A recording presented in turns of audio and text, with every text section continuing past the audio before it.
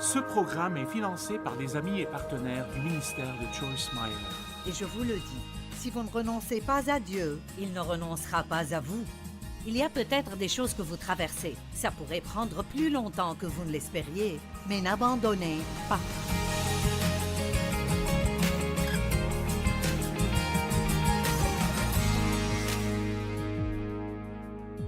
Merci de nous avoir rejoints aujourd'hui dans notre programme et je prie que mon enseignement vous aide à vivre pleinement votre vie. Vous savez, nous avons tous des attitudes et, croyez-le ou non, votre attitude est quelque chose qui vous appartient et personne, comprenez ceci, personne ne peut vous en donner une mauvaise si vous ne le voulez pas. Personne ne peut vous en donner une mauvaise si vous ne le voulez pas.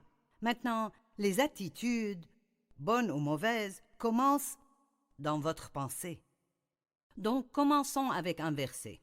Éphésiens 4, 22 à 24, dans la traduction amplifiée, dit « Débarrassez-vous de votre ancienne nature, enlevez et abandonnez votre vieille nature non renouvelée. » Et il parle aux chrétiens. Donc, il leur dit de ne pas marcher dans leur nature ancienne parce que quand vous recevez Christ, vous recevez une nouvelle nature, vous recevez la nature de Dieu. Ça veut dire que vous pouvez choisir de vous comporter comme lui. Donc, il dit, débarrassez-vous de votre ancienne nature, abandonnez votre vieille nature non renouvelée, celle de l'homme que vous étiez autrefois et qui se corrompait en suivant ses désirs trompeurs, et soyez constamment renouvelés quant à votre esprit et votre intelligence. Et la Bible amplifiée dit « Ayez une attitude mentale et spirituelle fraîche ». Donc il dit que chaque jour, vous devez prendre une décision, fixer votre pensée et dire qu'aujourd'hui j'aurai une bonne attitude, quoi qu'il arrive. Et je ne vous dis pas juste de faire ces choses. Je l'ai fait. Je passe du temps chaque matin avec Dieu parce que je sais que si je ne le fais pas, je n'agirai pas bien ce jour-là, et pour être honnête, la plupart d'entre nous sont comme ça. Et tout comme il vous faut de la nourriture pour le bien de votre corps, vous avez besoin de la parole de Dieu et du temps avec lui pour vous comporter comme il faut spirituellement. Et je ne veux pas faire quoi que ce soit qui offense le Saint-Esprit. Je veux aimer les gens comme Jésus et je ne peux pas le faire sans beaucoup d'aide de Dieu. Et donc, je prie chaque matin que Dieu m'aide, qu'il me fortifie. Je veux vivre pleinement ma journée. Je veux apprécier les choses que Dieu m'a données. Donc, je décide moi-même spécifiquement. Ce jour est le jour que Dieu a fait. Il m'a donné un autre jour. Et je veux profiter de cette journée et avoir une bonne attitude. Aide-moi à traiter les gens comme il faut et les faire se sentir bien. Et toute chose qui me vient à l'esprit. Donc, je veux que vous compreniez que vous devez décider votre attitude et déterminer que vous en aurez une bonne pour que cela arrive. Maintenant, cela pourrait vous aider. Les avions ont quelque chose qu'on appelle un indicateur d'attitude. C'est un instrument qui s'appelle en fait indicateur d'attitude. Ce n'est pas un indicateur d'altitude, mais c'est un indicateur d'attitude. Et je vous lirai ce qu'il dit. Les avions ont un instrument appelé l'indicateur d'attitude. Il montre la position de l'avion par rapport à l'horizon. L'horizon représente la normale ou la moyenne. Quand l'avion monte, on dit qu'il a une attitude encabrée. Et quand il descend, on dit qu'il a une attitude en piqué. Donc, si notre attitude est encabrée et est bonne, alors notre vie s'élèvera et sera bonne. La journée sera une bonne journée. Les gens seront heureux d'être autour de nous et nous pourrions dire que nous avons une attitude encabrée. Mais si notre attitude est en piqué, si nous sommes découragés et nous pensons à tout ce que nous n'avons pas et tout ce que nous n'aimons pas et combien la vie est injuste, alors on pourrait dire que nous avons une attitude en piqué, une vie inférieure à la normale. Cet horizon serait la normale et au-dessus, c'est supérieur à la normale et en dessous, c'est inférieur à la normale. Et l'altitude Ou l'attitude de l'avion peut être changée par le pilote, qui est vous, en faisant de petits ajustements. Et votre journée aujourd'hui peut être changée si vous faites de petits ajustements. Votre semaine peut changer si vous faites juste de petits ajustements. Et vous décidez juste maintenant de penser à tout ce que vous avez au lieu de ce que vous n'avez pas. Pensez à vos bénédictions et personne n'est sans bénédiction. Il n'y a personne qui regarde maintenant qui n'a pas une chose pour laquelle il pourrait être reconnaissant. Oui, nous avons tous des problèmes et des défis dans la vie. Et peut-être que vous passez par des temps très difficiles. Priez pour ces temps, faites ce que vous pouvez faire, mais concentrez-vous sur les choses dans votre vie qui sont bonnes et pour lesquelles vous pouvez être reconnaissant. Et vous pouvez être reconnaissant pour de petites choses, comme l'eau claire qui coule dans votre maison, une maison où vous pouvez vivre, quelqu'un à qui dire bonjour, juste n'importe quoi qui est une bénédiction. Plus vous pensez à cela, plus ça vous aidera et ça affectera votre attitude. Caïn était triste et déprimé. Caïn et Abel étaient les 2 premiers enfants d'Adam et d'Ève. Et Caïn est devenu jaloux d'Abel parce qu'Abel a donné une offrande qui a plu à Dieu, alors que l'offrande de Caïn ne lui a pas plu. Genèse 4, 5 et 6 dit « Mais il ne porta pas un regard favorable sur Caïn et sur son offrande. Cela mit Caïn dans une grande colère, ça l'irrita et son visage s'assombrit. » Vous savez, nous pouvons voir des attitudes. Une attitude est comme votre vie de pensée tournée à l'envers. Ça affecte votre langage corporel, ça se voit sur votre visage. Et je ne sais pas pour vous, mais la plupart d'entre nous, avez-vous jamais dit à quelqu'un « Je peux toujours voir ce que tu penses d'après l'air que tu as ?» Eh bien, je connais des gens comme ça. C'est comme s'ils n'aiment pas quelque chose que j'ai dit ou quelque chose que j'ai fait. Immédiatement, même juste un peu, vous savez qu'ils n'aiment pas ça. Si vous avez un adolescent, vous savez qu'il a la capacité de vous donner des regards et vous dites « Je hais ce regard ». Je me rappelle l'un de mes fils, si j'entrais dans sa chambre pour le corriger, il roulait des yeux et je dirais « Ne fais pas cela » parce que je voyais qu'il ne m'écoutait pas. Et il avait déjà décidé que je ne savais pas de quoi je parle. Donc les attitudes ne sont pas quelque chose que vous pouvez cacher. Vous pouvez les cacher parfois, mais d'habitude, elles apparaîtront quelque part. Avoir une bonne attitude sera bénéfique pour vous. En avoir une mauvaise ne vous sera pas bénéfique du tout. L'Éternel dit à Caïn, « Pourquoi es-tu en colère? Et pourquoi ton visage est-il sombre et abattu? » Et ensuite, si vous lisez un peu plus loin, il dit, tu aurais pu choisir de faire le bien. Vous voyez, il était en colère parce qu'il n'a pas choisi de faire ce qui est bien. Ensuite, il est devenu si jaloux et en colère contre son frère qu'il a fini par le tuer parce qu'il a pris la décision de faire ce qui est bien. Et quand vous pensez à la jalousie, nous ne sommes jamais jaloux de quelqu'un si nous avons ce qu'ils ont ou nous pouvons faire ce qu'ils peuvent faire. Souvent, des gens sont bénis parce qu'ils ont pris de bonnes décisions et d'autres ne sont pas bénis parce qu'ils ont pris de mauvaises décisions. Mais tout le monde peut décider de prendre de bonnes décisions qui amèneront des bénédictions dans leur vie. Donc, il n'y a aucune raison d'avoir une mauvaise attitude avec quelqu'un qui a pris une bonne décision quand vous pouvez aussi prendre une bonne décision vous-même. Et aujourd'hui, je vous demande de prendre une bonne décision concernant l'attitude. Maintenant, je suis sûre que vous tous, vous avez une attitude en cabré vers le haut et vous êtes très reconnaissant et si béni et vous ne laissez pas vos problèmes vous atteindre ou vous rendre grincheux. Mais vous savez quoi? Ce n'est pas vrai. Certains sont comme ça, mais d'autres ne le sont pas. Et aujourd'hui, c'est le moment de prendre une décision. Aujourd'hui est un jour pour entendre ce que Dieu vous dit, parce que je vous dirai quoi? L'attitude a beaucoup à voir avec la qualité de votre vie. J'ai dit ici, dans le ministère, et je suis sérieuse, je préférerais avoir un employé qui est peut-être un peu moins talentueux, mais qui a une bonne attitude, plutôt que d'avoir quelqu'un qui peut faire presque tout, mais qui a une mauvaise attitude. Je préférerais avoir la personne avec la bonne attitude qui n'a pas autant de connaissances que quelqu'un d'autre.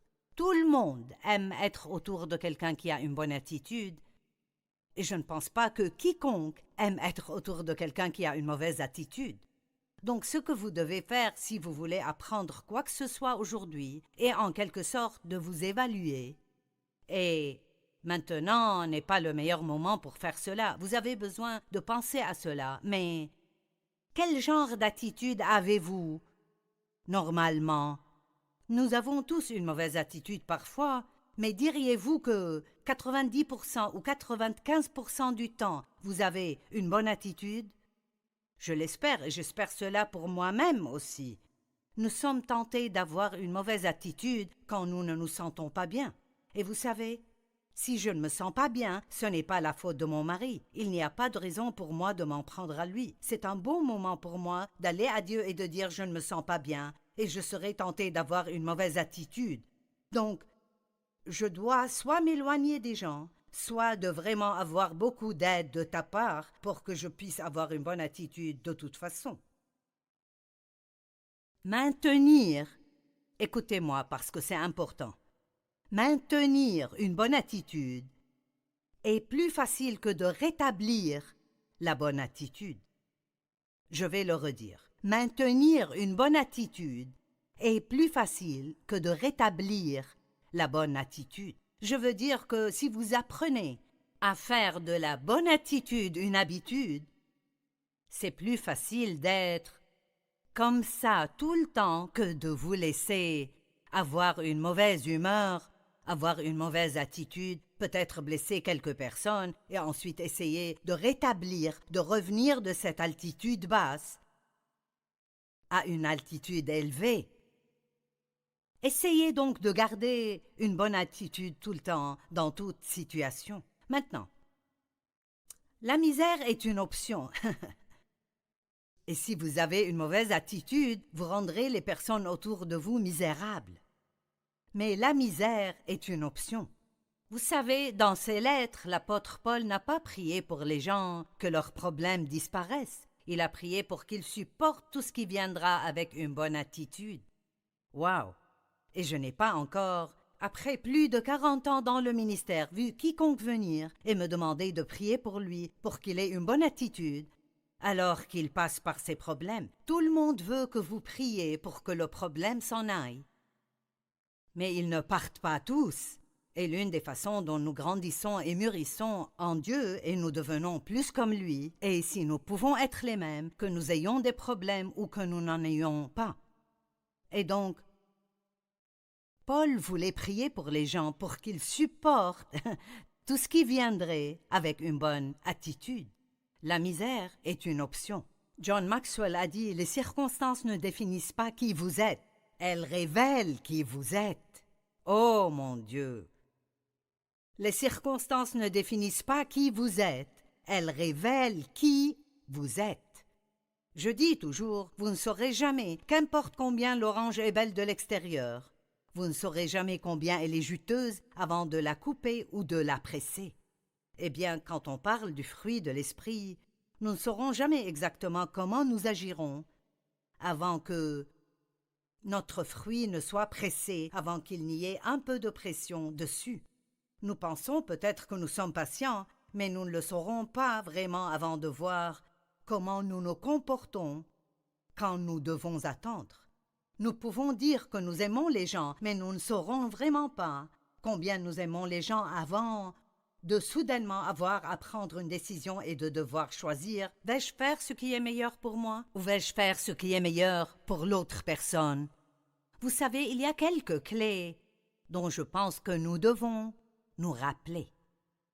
Tout d'abord, réaliser que la tempête ne durera pas toujours.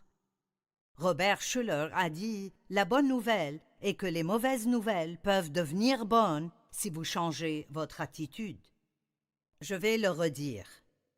La bonne nouvelle est que les mauvaises nouvelles peuvent devenir bonnes si vous changez votre attitude. Savez-vous ce que je dis? Ceci aussi passera. Réalisez toujours quand vous passez par une tempête qu'elle ne durera pas pour toujours. Vous aviez des problèmes dans le passé et vous avez pensé alors que vous ne les traverseriez pas, hein? Ou vous avez perdu 10 jours à avoir une mauvaise attitude et vous auriez pu avoir 10 jours agréables pendant que Dieu travaille. Vous savez, c'est parfaitement bien pour vous d'être heureux et de vivre votre vie alors que Dieu s'occupe de vos problèmes. Je ne veux pas que quiconque pense que vous devez être misérable parce que vous avez un problème. Ne vous inquiétez pas pour vos enfants, juste parce que vous avez des adolescents et vous ne les comprenez pas toujours. Vous pouvez prier pour la situation et la confier à Dieu. Prier pour des choses et ensuite s'inquiéter ne vous fait aucun bien. Nous devons prier pour eux et confier cela à Dieu. Donc, l'une des choses que je dis qui m'aide quand j'ai un problème, et je dis d'habitude cela à haute voix et parfois plusieurs fois par jour, cela ne durera pas toujours. Et j'aime aussi dire, ceci finira assurément bien. Je ne sais pas comment ça finira, mais je sais que ça finira bien. J'aurais aimé vous voir tous et vous demander de lever la main pour voir combien d'entre vous doivent prendre la décision d'avoir une bonne attitude. Une mauvaise attitude vous surprendra si vous ne décidez pas d'en avoir une bonne. Je dis toujours, vous pouvez attraper la grippe, mais pas la bonne santé. De la même façon, vous ne pouvez pas attraper une bonne attitude. Vous pouvez en attraper une mauvaise parce que l'ennemi vous surprendra et en tant qu'être humain, c'est la façon dont nous dérivons sans Dieu pour nous aider. Et donc apprenons à écouter le Saint-Esprit à l'intérieur de nous et le laisser nous montrer quand nous commençons à avoir une attitude en piqué et nous ramener à l'attitude encabrée. Voici une autre clé qui est utile. Ne prenez pas de décision majeure durant la tempête si vous pouvez éviter cela. Quand vous passez par des moments difficiles dans la vie, ce n'est pas le meilleur moment pour prendre des décisions, spécialement des décisions importantes. Ce n'est pas le moment d'acheter une nouvelle voiture ou le moment de décider si vous voulez vous marier ou pas, ou acheter une nouvelle maison ou pas, parce que les émotions sont volatiles pendant les moments de trouble. Et la meilleure chose à faire est de laisser les émotions se dissiper et ensuite de décider ce que vous voulez faire. Et peut-être que vous êtes dans une situation et vous entendez toujours l'ennemi crier dans votre tête « Que vas-tu faire? Que vas-tu faire ?» Et vous devez avoir cette attitude de « Je ne vais pas faire quoi que ce soit avant que Dieu ne me montre ce qu'il veut que je fasse ». Ne laissez pas l'ennemi vous pousser à faire une décision émotionnelle que vous pourriez regretter d'avoir prise plus tard. Une autre clé est de garder le contact avec la tour de contrôle. Vous savez, quand un avion est dans une tempête, il garde toujours le contrôle et garde le contact avec la tour de contrôle. Et nous devons faire cela. Écoutez, quand vous êtes contrarié et vous avez des problèmes, ne laissez pas les problèmes vous éloigner de Dieu. Laissez-les vous rapprocher de Dieu. Passez plus de temps avec lui. Implorez-le, recherchez son conseil. Ne vous isolez pas dans votre coin à vous apitoyer sur vous-même. Gardez le contact avec la tour de contrôle et là, vous pourrez toujours avoir l'attitude encabrée. Clé numéro 5. Essayez de garder les choses en perspective. Notre perspective est la façon dont nous décidons de regarder les choses. Et c'est très important, je pense, d'être sûr que nous regardons les choses comme il faut. J'ai une histoire que je voudrais vous lire. Elle est un peu longue, mais elle vaut le coup et elle explique ses points d'une façon que vous comprendrez. Une fille est partie de la maison pour aller à l'université et elle a écrit une lettre à ses parents. Et elle a dit « Depuis que je suis à l'université, je ne vous ai pas beaucoup écrit et je suis désolée pour ne pas vous avoir écrit avant maintenant. Mais je vous mettrai à jour maintenant. Mais avant de lire, de grâce, asseyez-vous. » Et je suis sûre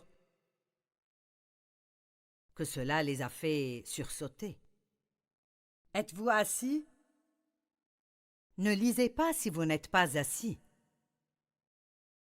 Je vais assez bien maintenant. La fracture crânienne que j'ai eue quand j'ai sauté par la fenêtre de ma chambre, quand elle a pris feu un peu après mon arrivée ici, sont maintenant guéries. Je n'ai ces maux de tête sévères qui étaient fréquents que de temps en temps au lieu de chaque jour. Heureusement, le feu dans ma chambre et le seau ont été vus par un employé à la station d'essence. Il est venu, m'a prise à l'hôpital et a continué à me visiter là-bas. Quand je suis sortie de l'hôpital, je n'avais pas d'endroit où vivre à cause de l'incendie. Donc il a été gentil de m'inviter à partager sa chambre au sous-sol avec lui. Elle est assez petite, mais mignonne. Il est très gentil et nous sommes tombés amoureux et nous comptons nous marier. Nous n'avons pas encore décidé la date, mais ce sera avant que ma grossesse ne soit visible. Oui, maman et papa, je suis enceinte. Je sais combien vous attendiez d'être grands-parents et je sais que vous aimerez le bébé et que vous lui donnerez la même dévotion tendre que vous m'avez donnée quand j'étais enfant. La raison pour le délai dans notre mariage est que mon partenaire a une infection mineure que j'ai imprudemment attrapée de lui. Je sais en tout cas que vous l'accueillerez dans notre famille les bras grands ouverts. Il est gentil, et bien qu'il ne soit pas bien éduqué, il est très ambitieux. Bien qu'il soit d'une race et d'une religion différente de la nôtre, je sais que la tolérance que vous exprimez souvent ne vous permettra pas d'être gêné par cela. En conclusion, maintenant que je vous ai mis à jour, je voudrais vous dire, maman et papa, qu'il n'y avait pas de feu dans ma chambre, je n'ai pas eu de concussion ni de fracture crânienne, je ne suis pas allée à l'hôpital, je ne suis pas enceinte, je ne suis pas infectée et je n'ai pas de partenaire dans la vie. Toutefois, j'échoue en histoire et en sciences et je voulais que vous voyiez cela avec une bonne perspective. Je suis sûre que beaucoup d'entre vous rient parce que c'est une histoire assez drôle. Imaginez juste combien les parents étaient soulagés à la fin de cette lettre. Mais pensez juste à ce que leur réaction aurait été si la fille avait juste appelé et dit « J'échoue en sciences et en histoire ». Je suis sûre qu'ils auraient été fâchés. Ils se seraient peut-être énervés, ils auraient été frustrés et auraient eu des grandes disputes dans la famille. Mais maintenant, quand elle leur a raconté cette autre histoire folle d'abord, ils ont fini par être soulagés. Et quand vous avez un problème dans la vie, quand vous avez cette tempête dans la vie, vous pouvez toujours penser comme ceci. Eh bien, j'aurais aimé que ceci n'arrive pas, mais ça aurait pu être de loin pire.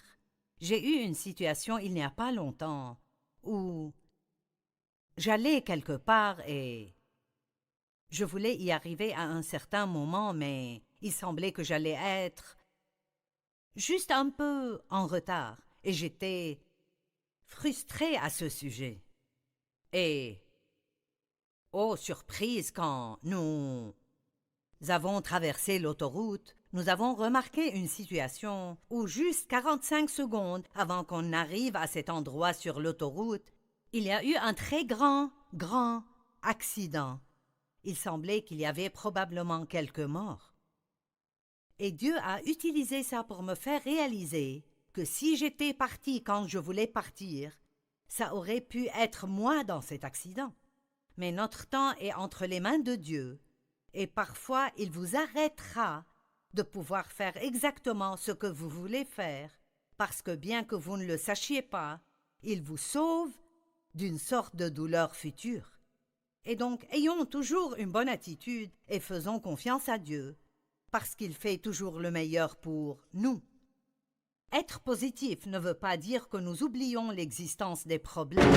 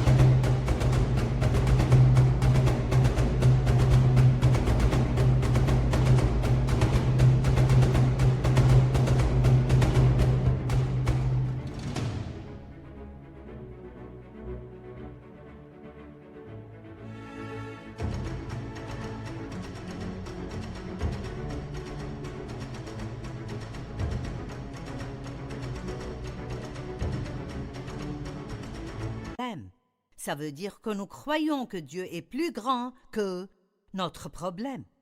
Je parlais à une dame une fois dans un café hors de la ville et elle m'a reconnue de la télé. Elle a commencé à me dire tous ses problèmes et elle a dit « Tu sais quoi, Joyce, la vie a été vraiment dure pour moi. » Elle m'a dit plusieurs choses qui lui sont arrivées et elle a dit « Pour être honnête, la vie ne fait rien que de me livrer en pâture. » Et tout de suite, j'ai dit « Tu sais, ma chère, elle m'a livré en pâture aussi, mais j'ai décidé de sortir de cette situation et d'apprendre à prendre le contrôle de ma vie. » Et c'est une option que vous avez aujourd'hui aussi. Peut-être que beaucoup de mauvaises choses vous sont arrivées dans la vie. Peut-être que vous êtes une personne qui dirait « Eh bien, je ne suis pas chanceux. » Quand nous traitons avec Dieu, ce n'est pas de la bonne chance ou de la mauvaise chance. C'est de la foi ou un manque de foi. C'est de faire confiance à Dieu, c'est de croire les promesses dans la parole. Et je vous le dis, si vous ne renoncez pas à Dieu, il ne renoncera pas à vous.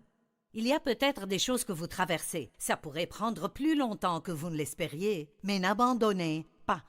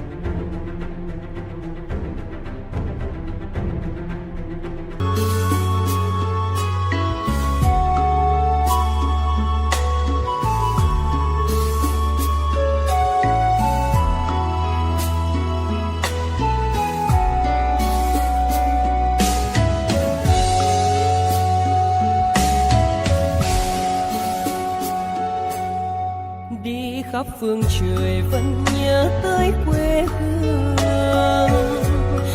Người về đây thăm làng Trù quê mẹ và làng Sen quê cha, xúc động bồi hồi người rơi giọt lệ, thương mái nhà tranh thương đất mẹ nghèo, đi suốt cuộc đời mới được thăm.